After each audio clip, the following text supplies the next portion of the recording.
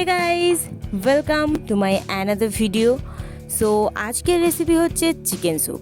তো এইটা বানানোর জন্য প্রথমেই একটা বলে কতগুলো চিকেন নিয়ে নেব, সঙ্গে কিছুটা লবণ, গোটা গোলমরিচ আর তেজপাতা দিয়ে এটাকে বয়েল করতে বসিয়ে দেবো।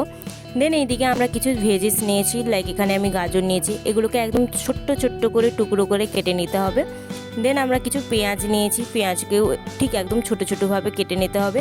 যেহেতু আমি চিকেন স্যুপ করছি তো বেশি ভেজিস অ্যাড করছি না।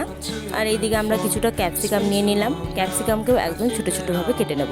আর অল্প কিছুটা আদা আর রসুনও টুকরো টুকরোভাবে কেটে নেব। তোমরা চাইলে আদা রসুনের পেস্টও অ্যাড করতে পারো। আমাদের ভেজিস সব রেডি এইদিকে। আর এইদিকে আমাদের চিকেনটা ভালোভাবে বয়েল হয়ে গেলে এগুলোকে একদম ছোট্ট ছোট্টভাবে টুকরো করে হাত দিয়েই কেটে নেব। দেন আমরা এদিকে একটা কড়াইতে কিছুটা অল্প একদম রিফাইন্ড অয়েল দিয়ে আদা রসুন অ্যাড করে দেবো আর কিছুক্ষণ নাড়াচাড়া করব। দেন আমরা সব ভেজিস অ্যাড করব একে একে।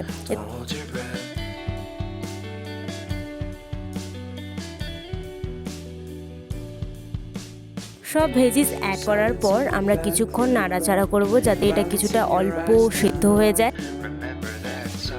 দেন এর মধ্যেই আমরা চিকেনটাকে অ্যাড করে চিকেনটাকেও কিছুক্ষণ ধরে নাড়াচাড়া করব। দেন আমরা এর মধ্যে সেই বয়েল হওয়া চিকেনের জলটা অ্যাড করে দেব। আর তোমরা চাইলে এক্সট্রা জলও অ্যাড করতে পারো। আমি এখানে এক্সট্রা জল অ্যাড করেছি কারণ আমার ভেজিস আর চিকেনের পরিমাণটা বেশিই ছিল। তো কিছুক্ষণ বয়েল হওয়ার পর এর মধ্যে আমরা গোলমরিচ গুঁড়ো অ্যাড করে দেব। গোলমরিচ গুঁড়ো অ্যাড করার পর কিছুক্ষণ আমরা এটাকে ফোটার জন্য অপেক্ষা করব। দেন আমরা একটা আলাদা বোল নেব, এর মধ্যে একটা ডিম নিয়ে এটাকে ভালোভাবে মিক্স করে নেব। আর লবণ দেওয়ার দরকার নেই। তো আমরা ফুটন্ত ওই স্যুপের মধ্যেই আমরা ওই ডিমটা দিয়ে দেব। আর এইদিকে আমরা আরও একটা বলে কিছুটা কর্নফ্লাওয়ার নিয়ে জলে দিয়ে ভালোভাবে মিক্স করে এটাও অ্যাড করে দেব।